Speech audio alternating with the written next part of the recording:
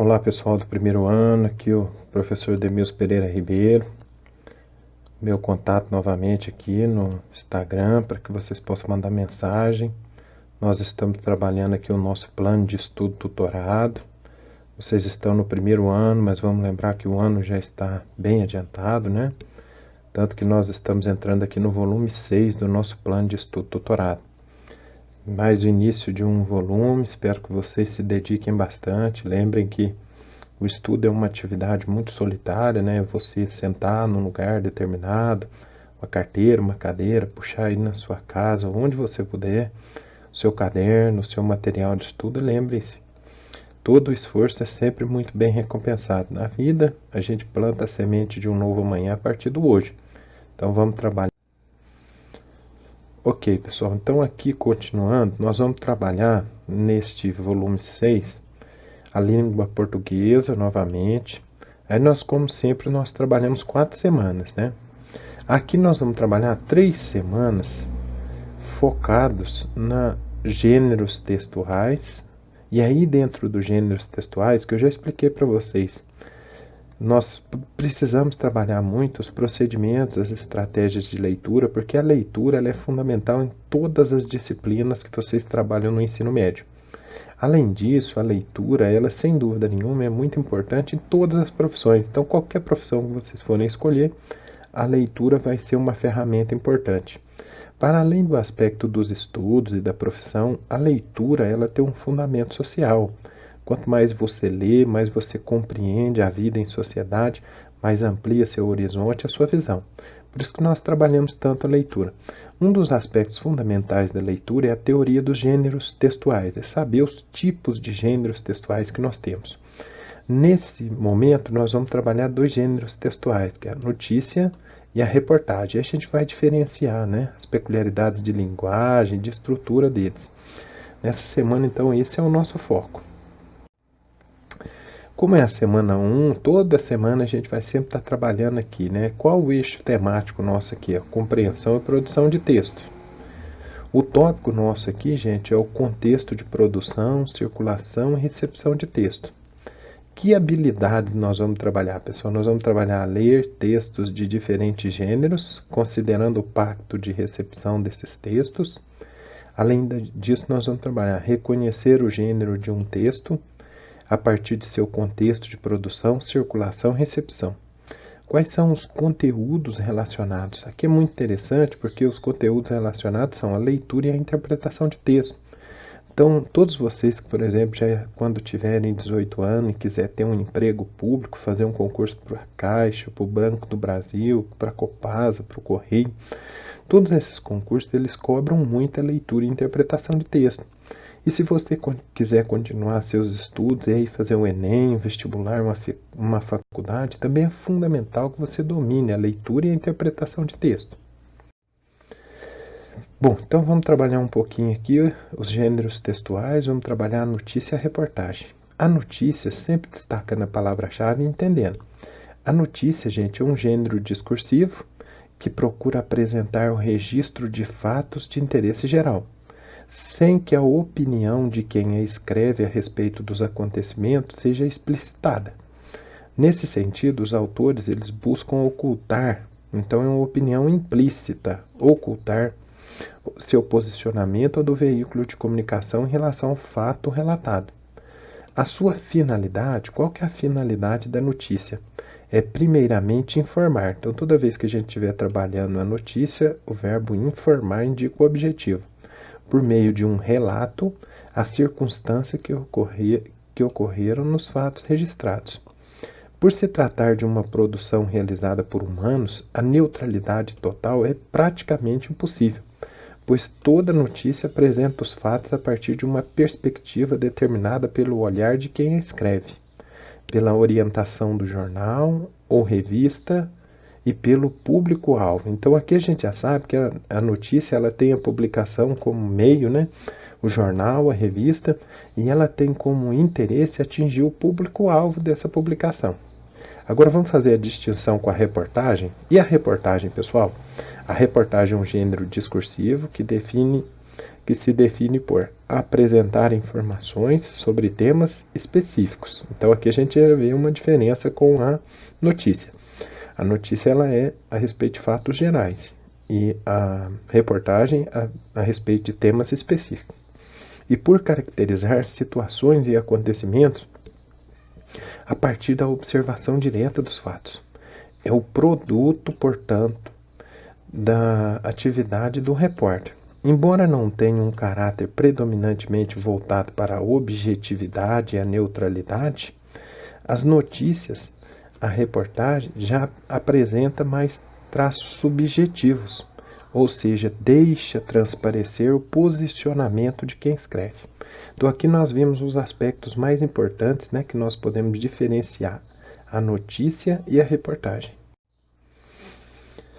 Para nós treinarmos um pouco então a nossa leitura, né? A leitura, sempre que eu falo para vocês, nós trabalhamos a leitura ativa. É aquela leitura que a gente lê, grifando, destacando as palavras-chave, procurando os exemplos, as definições.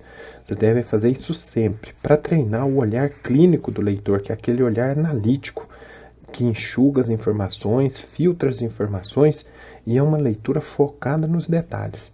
Então, leia abaixo o texto e responda as questões a seguir. O título diz assim, ó, 60% das pessoas dormem segurando smartphones. Diz pesquisa. Consumidores por todo o mundo admitem.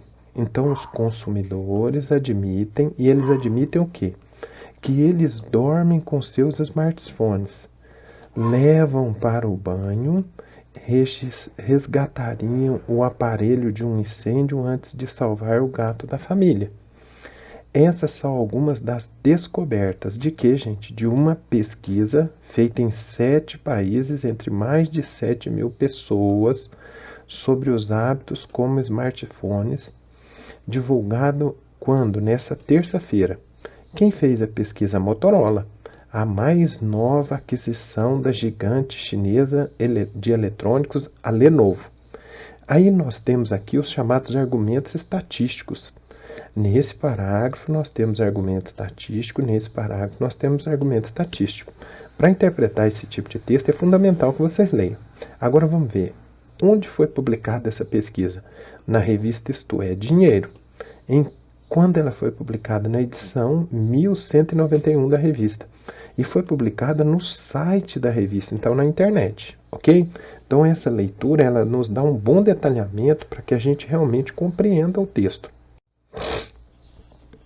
Vamos trabalhar um pouquinho a correção, gente. Correção das atividades. A primeira atividade pergunta: a finalidade do texto fica clara logo no primeiro parágrafo. Qual é essa finalidade? Aí depois vem: o texto apresenta uma opinião ou um fato.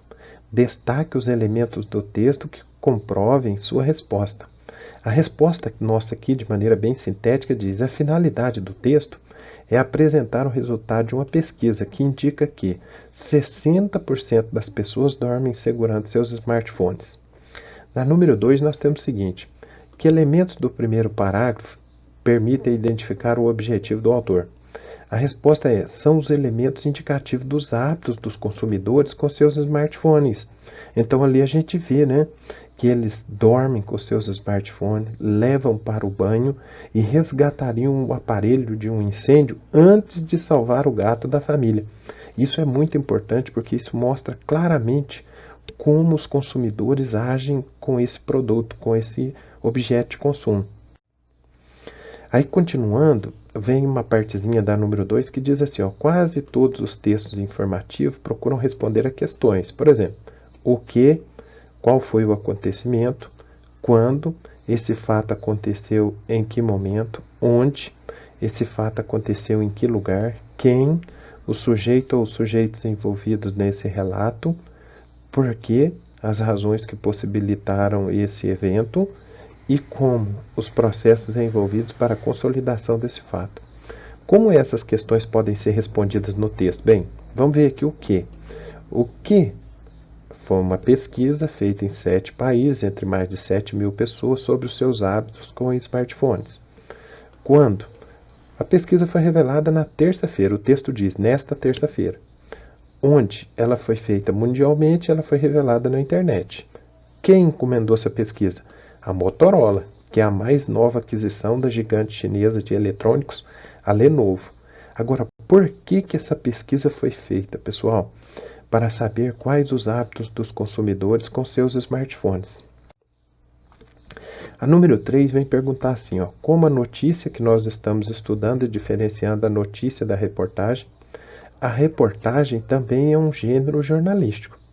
Em quais suportes você observa a ocorrência de reportagens? A nossa resposta é bem nessa linha. A reportagem é um gênero textual jornalístico que apresenta mais detalhes do que a notícia. Normalmente é o desdobramento de uma ou mais notícias, levando mais tempo para ser produzida, pois inclui mais fontes e pesquisa de campo.